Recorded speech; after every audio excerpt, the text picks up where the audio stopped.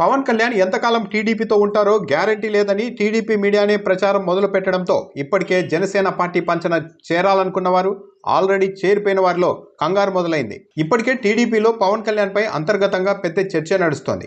మన 40% vote bank కలిసి రావడంతో పవన్ కళ్యాణ్ ఎమ్మెల్యేగా గెలిచారని, చంద్రబాబు దయతో డిప్యూటీ సీఎం అయ్యారని, కానీ పవన్ కళ్యాణ్ మాటలు మాత్రం అందుకు భిన్నంగా ఉన్నాయని టీడీపీ క్యాడర్ ఆగ్రహంగా ఉంది. అక్కడికేదో చంద్రబాబే లాటరీ సీఎం అయినట్టు, తానే టీడీపీని గెలిపించి చంద్రబాబుకు సీఎం సీటును ప్రసాదించినట్టుగా పవన్ కళ్యాణ్ బిల్డప్ ఉంటోందని రగిలిపోతున్నారు టీడీపీ తమ్ముళ్ళు.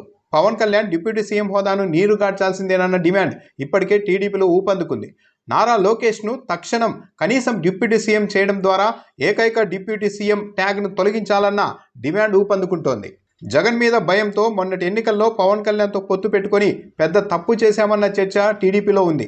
మొన్నటి గెలుపును ఆసరాగా చేసుకుని టీడీపీకే మేకులా మారేందుకు పవన్ కళ్యాణ్ ప్రయత్నిస్తున్నారని, దీన్ని కట్టడి చేయకపోతే భవిష్యత్తులో టీడీపీకి పరిస్థితి ఒక సవాల్గా మారుతుందని శ్రేణులు ఆందోళనలో ఉన్నాయి. వచ్చే అసెంబ్లీ ఎన్నికల్లో జనసేనకు సీట్ల కేటాయింపు పెంపును ఎట్టి పరిస్థితుల్లోనూ అనుమతించకూడదని సీనియర్లు ఇప్పటికే పార్టీ నాయకత్వానికి సూచిస్తున్నారు. సీట్లు పెంచుతూ వెళ్తే ఒక దశ దాటిన తర్వాత పరిస్థితి టీడీపీ చేతిలో కూడా ఉండదని భావన వ్యక్తం చేస్తున్నారు.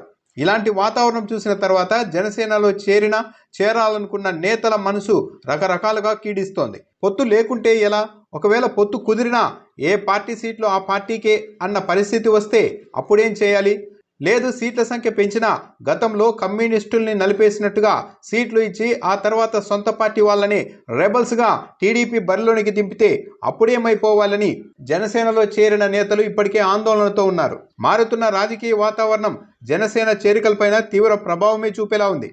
వచ్చే ఎన్నికల్లో టీడీపీతో పొత్తు ఉంటుందని, పైగా రాబోయే ఎన్నికల్లో జనసేనకు మరిన్ని సీట్లు కేటాయిస్తారని ఎవరికి వారు లెక్కలేసుకొని అటువైపు దూకారు.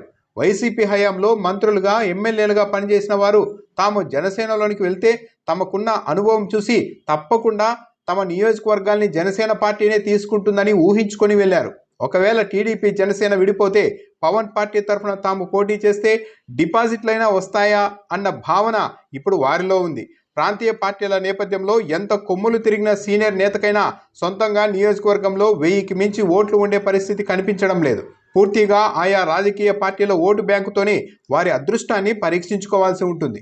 జనసేనకు గోదావరి జిల్లాల్లో కొన్ని సెగ్మెంట్లలో మినహా ఎక్కడా 10% ఓటు దాటే అవకాశం లేదు. అలాంటప్పుడు జనసేనలో చేరిన నేతలు ఒంటి కండువాతో ఎన్నికలకు వెళ్తే అంతే సంగతి కదా అన్న భావన ఉంది. ఇప్పటికే జనసేనలో చేరిన వారికి ఇక రిస్క్ తప్పదు. ఇంకా చేరని వారికి కాలం కొద్దిమేర క్లారిటీ ఇచ్చే అవకాశం ఉంటుంది.